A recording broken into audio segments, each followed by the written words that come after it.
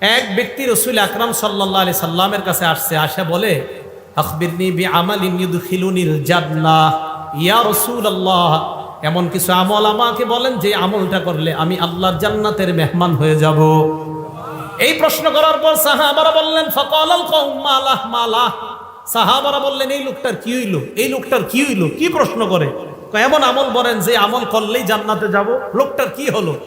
নবীজি বলে, আরে থামো, অরবুল মালাহ, লোকটার প্রয়োজনীয়তা আছে তাই জিজ্ঞাসা করছে। নবী বললেন, 4 আমল করবা, মরলেই জান্নাতি হবা। কয় আমল?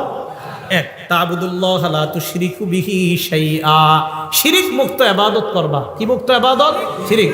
ওলামায়ে হযরতদের কাছে আবদার করব, মানুষের পায়ে ধরে ধরে বুঝান, ভাই শিরিক করেন না।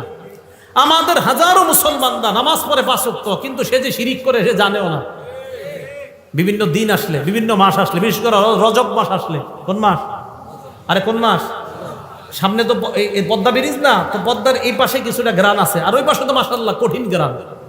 গ্রান মানে গন্ধ, বেদাতের গন্ধ। বেদাতের তো গ্রান হয় না, গন্ধ। কি হয়? গন্ধ। তো দেখেন, 1 নাম্বার তা'বুদুল্লাহ, আল্লাহর ইবাদত করবা, শিরিক করা যাবে না।